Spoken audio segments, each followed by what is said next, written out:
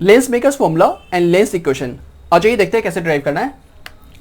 मान लीजिए कि हमारे पास एक लेंस है, अभी हम लोग कॉन्वेक्स लेंस ड्रॉ कर रहे हैं, बट ये कॉनकेव के लिए भी एप्लीकेबल होगा। दो सरफेसेस है, ये हो गया पोल 1, ये हो गया पोल 2, राइट। एक ऑब्जेक्ट ले लीजिए, लेट्स से हियर हमने एक ऑब्जेक्ट ले लिया, तो ऑब्जेक्ट से दो रेज हम लोग ड्रॉ करेंगे ताकि इमेज कहां बन रहा है वो पता हो पाए। जहां इंटरसेक्शन ऑफ दो रेज होगा वहां इमेज बनेगा। तो कम से कम दो रेज आपको स्टडी करना पड़ेगा। एक ये रे ले लीजिए एंड लेट्स से एक ये रे ले लिया, ठीक है। तो क्योंकि ये सरफेस को परपेंडिकुलरली हिट कर रहा है तो इसका बेंडिंग ऑफ लाइट नहीं होगा, ये रे सीधा निकल जाएगा, ठीक है। और ये रे किस तरफ बेंड होगा उसके लिए पहले नॉर्मल ड्रॉ कर लेते हैं। सो लेट्स से ये नॉर्मल है, ये हो गया centre of curvature of the first surface. ये फर्स्ट सरफेस का सेंटर ऑफ कर्वेचर यहां है and this is the normal. तो ये रे अपना पाथ ऐसे कंटिन्यू सीधा नहीं करेगा क्योंकि मीडियम चेंज हो रहा है, बेंडिंग ऑफ लाइट होगा। अभी थोड़ी देर के लिए इसको ग्लास मान लेते हैं और इसको वाटर मान लेते हैं। तो ये μ1 μ2 और फिर से ये μ1। अगर ये ग्लास का लेंस है और इस साइड वाटर है तो इस साइड भी वाटर होगा, तो इस साइड μ1 है तो इस साइड भी μ1 होगा, सेम मीडियम होगा। और ये μ2 ग्लास। तो फिलहाल हमने इसको वाटर माना है और इसको ग्लास माना है। रेयर टू डेंसर, यहां पे रेयर टू डेंसर ट्रैवल कर रहा है तो the ray will move towards the normal, the ray will bend towards the normal. Rare to denser में the ray will bend towards the normal. तो ये रे कंटिन्यू नहीं करेगा अपने पाथ को, ये बेंड करेगा, ठीक है। और ये रिफ्रैक्टेड रे और ये रिफ्रैक्टेड रे जहां मीट करेगा वहां इमेज फॉर्म होगा, राइट। तो ये दोनों कहां मीट करेगा, लेट्स सी।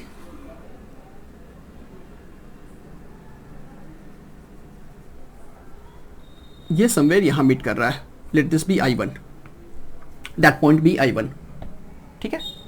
सो ये हुआ refraction at first surface. Object यहां है, इमेज I1 यहां बन रहा है, ये वर्चुअल इमेज होगा।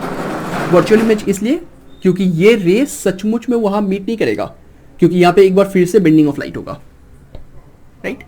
But these two rays tends to meet over there I1 पे, सो वो उसका वर्चुअल इमेज होगा। So for the refraction at first surface, और फॉर्मूला हमारे पास है ये μ2/v minus μ1/u equal to μ2 minus μ1/r। ये हमारा जनरल फॉर्मूला है रिफ्रैक्शन एट कर्व्ड सरफेस का। सो for the first surface, refraction at first surface, object ये है तो और μ2 ये है, μ1 ये है फिलहाल, तो ये आ जाएगा for the refraction at first surface, eight first surface. Refraction at first surface के लिए हम लोग ये फॉर्मूला यूज कर रहे हैं, तो ये आ जाएगा μ2/v। v होगा image distance P1 to I1, ठीक है। इमेज डिस्टेंस होगा P1 I1 μ2/v minus μ1/u, object distance, object distance होगा OP1 या P1O, राइट।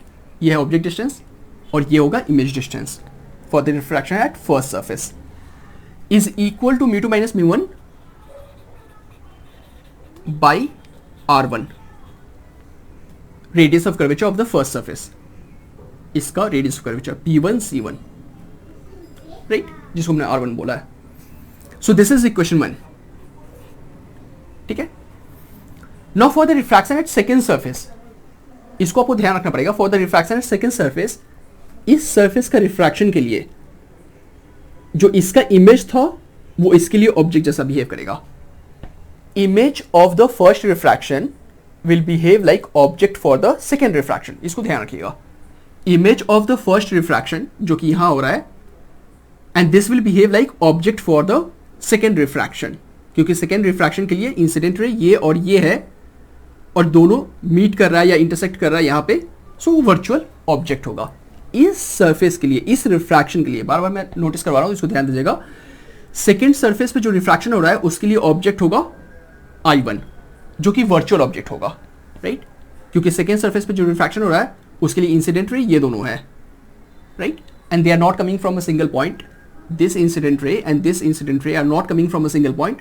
तो real object नहीं होगा, virtual object होगा, right?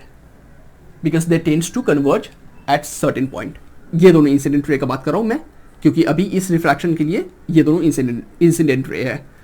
So for the conclusion ये बता रहा हूँ, for the refraction at second surface, this will behave like object. Image of the first will behave like object for the second.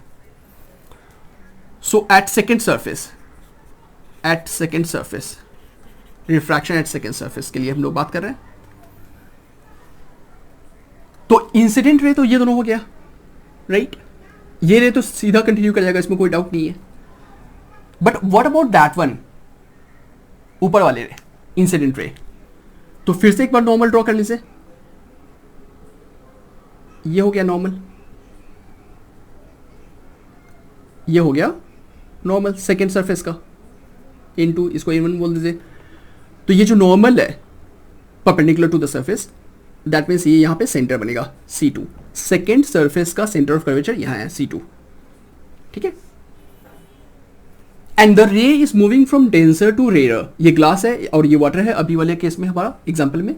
तो the ray is moving from denser to rarer, ठीक है? Denser to rarer, away from the normal.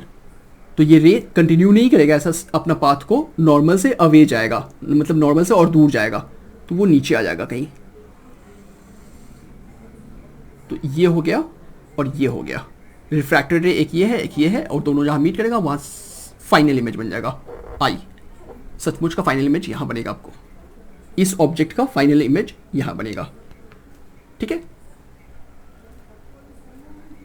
Second surface का refraction के लिए ये object है और ये इमेज है, इसमें कोई कंफ्यूजन नहीं होना चाहिए. Virtual object real image, virtual object real image second surface का रिफ्रैक्शन के लिए. सो μ2 बाई वी, सेकेंड सरफेस पे जब हम लोग ये फॉर्मूला लगा रहे हैं μ2 बाई ये वाले इक्वेशन, तो अभी सेकेंड मीडियम हमारा ये नहीं है, ये है. इस रिफ्रैक्शन के लिए ये है फर्स्ट मीडियम और ये है सेकेंड मीडियम, और हमें सेकेंड मीडियम का यहाँ रिफ्रैक्टिव इंडेक्स पुट करना है ये. तो सेकेंड मीडियम का रिफ्रैक्टिव इंडेक्स कितना है? μ1 है. तो थोड़ा कंफ्यूजिंग है, देखिएगा, ध्यान दीजिएगा.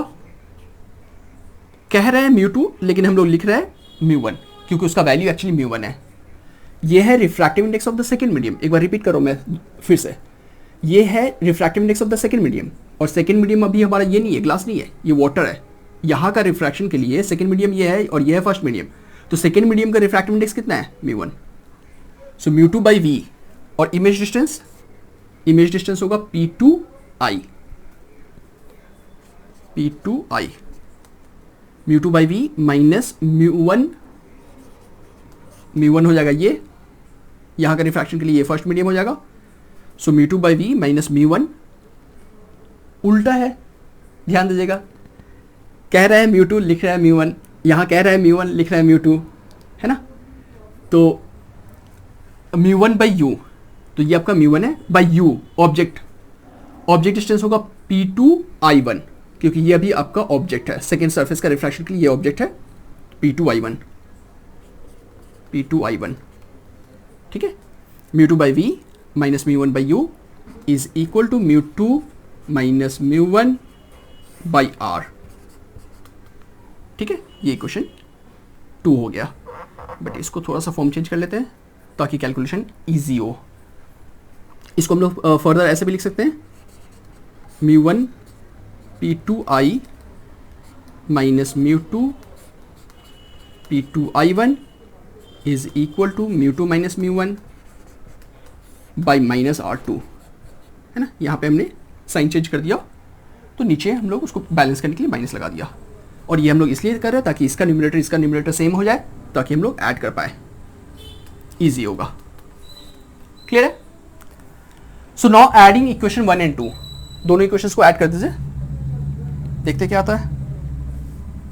सो एडिंग इक्वेशंस 1 एंड 2, LHS को LHS से ऐड करेंगे, RHS को RHS से ऐड करेंगे. तो यह जाएगा μ2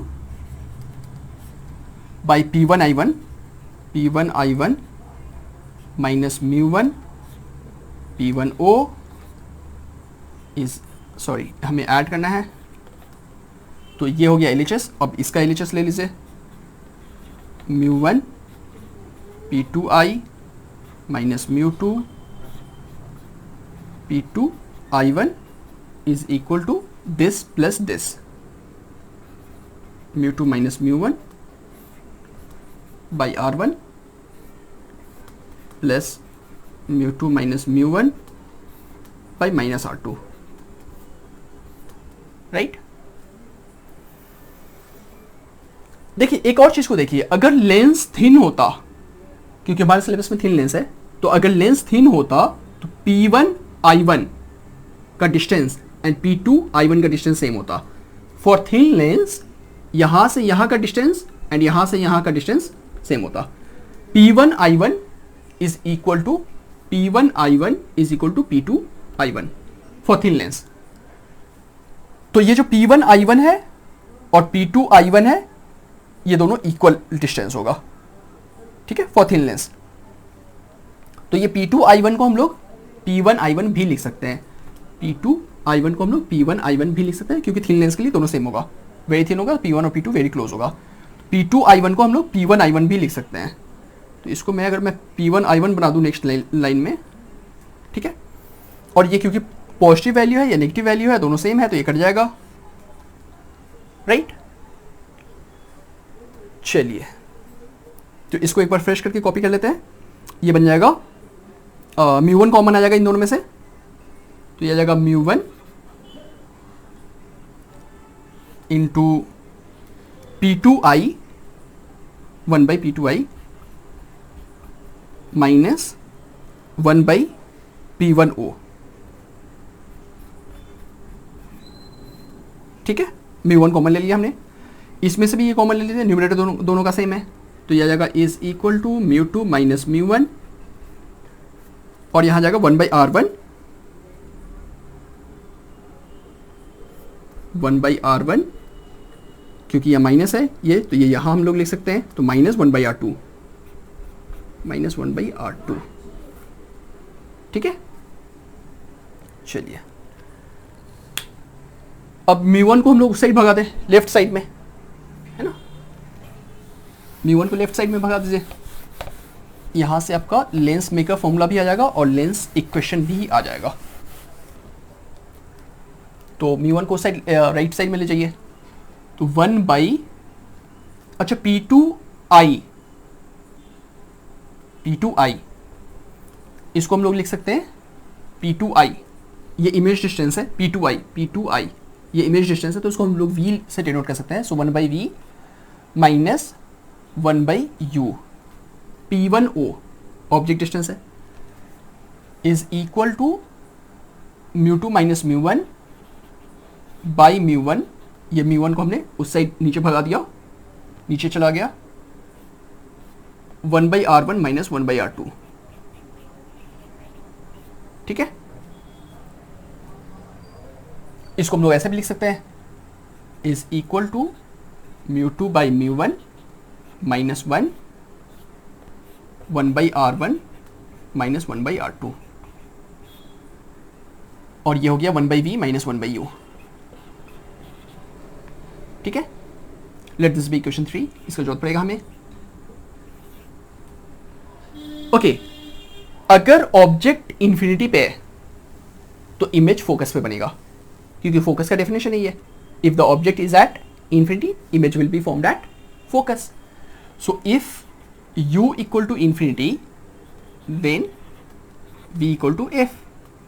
तो अगर हम यहां पे पुट कर ले तो ये बन जाएगा 1 बाई f, v की जगह पे f बन जाएगा, है ना, प्रोवाइडेड u की जगह पे इंफिनिटी पुट करना पड़ेगा। Mu two by mu one minus 1 into 1 by R1 minus 1 by R2, ठीक है।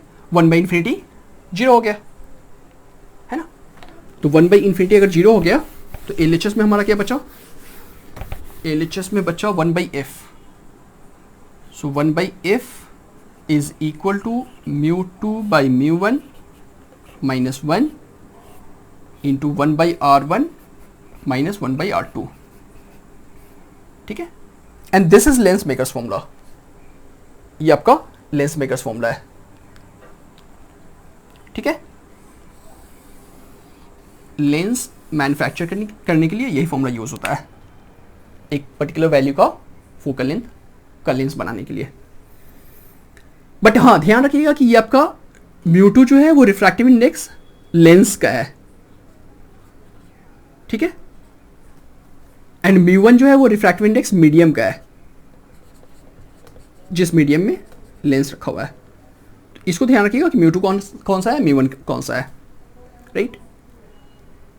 And while using this formula sine convention आपको यूज करना है R1 एंड R2 के लिए। वाइल डेराइविंग डेरिवेशन में हमने अभी कहीं भी साइन कन्वेंशन यूज नहीं किया है। साइन कन्वेंशन यूज करके भी डिराइव कर सकते हैं, बहुत लोग साइन कन्वेंशन यूज करके डिराइव करते हैं, फॉर्मूला सेम आएगा, आंसर सेम आता है। तो साइन कन्वेंशन यूज करके भी डिराइव कर सकते हैं, उससे भी आंसर यही आएगा। साइन कन्वेंशन हमने कहीं भी यूज नहीं किया है अभी इस फॉर्मूला को डिराइव करने के लिए, बट हाँ, जब आप न्यूमेरिकल करेंगे तो आपको साइन कन्वेंशन यूज करना पड़ेगा R1 R2 के लिए। ध्यान रखिएगा अगर फोकल लेंथ फाइंड करना है तो, राइट। और अगर फोकल लेंथ दिया हुआ है R1 R2 में से कुछ फाइंड करना है तो फिर फोकल लेंथ के लिए आप साइन कन्वेंशन यूज कीजिएगा।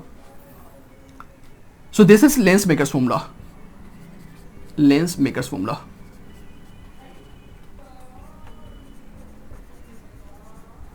ठीक है, एंड इसका इक्वेशन का नाम देता है equation 4। So if we compare equation 3 and 4, RHS दोनों का सेम है, इसका RHS और इसका RHS सेम है, और अगर RHS सेम है तो दोनों का LHS को भी सेम होना पड़ेगा। So from 3 and 4 from this two equations, है ना, अगर इन दोनों इक्वेशंस को हम यूज करें, ये वाली इक्वेशन को एंड ये वाली इक्वेशन को, क्योंकि दोनों का RHS सेम है तो दोनों का LHS को भी सेम होना पड़ेगा। So we can say 1/v minus 1/u is equal to 1/f। ठीक है, सो दिस इज लेंस इक्वेशन, ये हो गया लेंस इक्वेशन।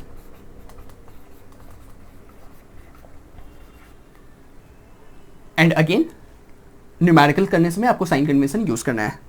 तो ये आपका लेंस मेकर्स फॉर्मूला हो गया, ये लेंस इक्वेशन हो गया। बहुत लोग सोचते हैं कि क्या हम ऐसे कर सकते हैं, उसी का इक्वेशन को हम LHS को कंपेयर कर रहे हैं, इसी से ये आया है और उसी का हम LHS को कंपेयर कर रहे हैं। Yes we can do that, उसमें कोई इशू नहीं है। कई सारे बुक्स में आपको इसी तरह से दी जाएगा डेरिवेशंस, तो हाँ बिल्कुल कर सकते हैं, उसमें कोई प्रॉब्लम नहीं है। सो ये आपका हो गया लेंस इक्वेशन और ये हो गया लेंस मेकर्स फॉर्मूला।